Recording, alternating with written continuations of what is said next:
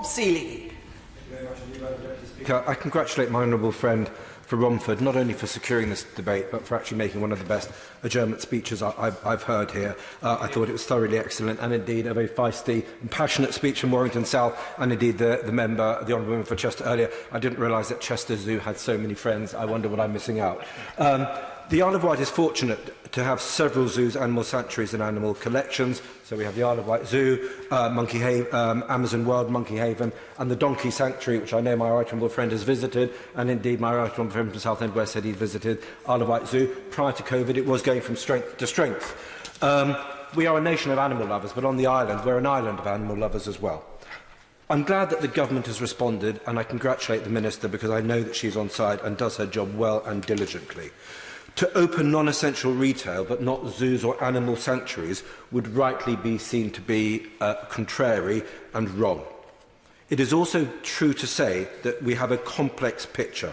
So some of those animal collections that I mentioned are very keen to open as soon as possible.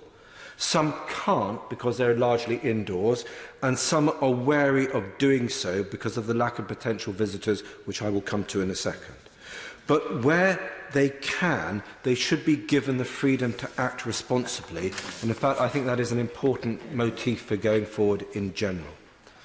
The zoo, and it is also important for the Minister to understand, Madam Deputy Speaker, that on the island, the Isle of Wight Zoo, the Donkey Sanctuary, Monkey Haven are not just visitor attractions, as important as that is to our economy, but they are also last refuge sanctuaries for endangered animals and animals such as the tigers of Isle of Wight Zoo that have been very poorly treated and faced cruelty in the past and have a happy home where they are. Zoos and animal sanctuaries cannot restrict outgoings like other sectors such as non-essential retail. The Isle of Wight Zoo, its running cost to look after its animal collection is approximately £50,000 a month to do what is morally right, but also to stay within the Zoo Licensing and Animal Welfare Act that I'm sure the Minister is very knowledgeable of. I am very concerned that, like other zoos, the Isle of Wight Zoo was turned down for the DEFRA funding package because of its financial responsibility in having more than 6 weeks of operating income at the time of applying, and I will come on to that in a minute. But clearly, permanent closure of zoos or animal attractions is a very, very significant issue for our communities, for our visitor economies, but also morally for the animals that could face being put down. The zoo and other animal attractions have told me that they have tried and tested safety measures in place should they be allowed to reopen. So may I suggest, and I know that others want to come in, so I should be to brief and wrap up now, may I suggest some measures that may possibly have wider support from here, but also our communities. For the DEFRA support package, can we please look beyond a 6-week financial qualifying period to work out how we can enable our animal collections and our zoos to be able to survive effectively 3 winters. This winter, the financial winter they're having at the moment, even if they can reopen next week onwards, but also next winter as well. So we look at keeping as many of them as viable entities through to next year where they can start to pick up again. The 1 metre rule. Clearly, for crocodiles, in my right honourable friend for Whitney, one would need a significantly more social distancing than even 2 metres. But I mean, apart from crocodiles, the 2 metre rule, I think, is going to have a significant impact on so much that is happening in this country. And I would much rather we all agree to wear masks and have a 1 metre rule so we could start to get back to some kind of normality.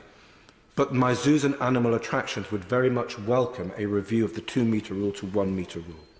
But most importantly, zoos and animal attractions not only need the animals, they need the keepers to look after them, but they also need people to visit, to regain an income and to have a purpose.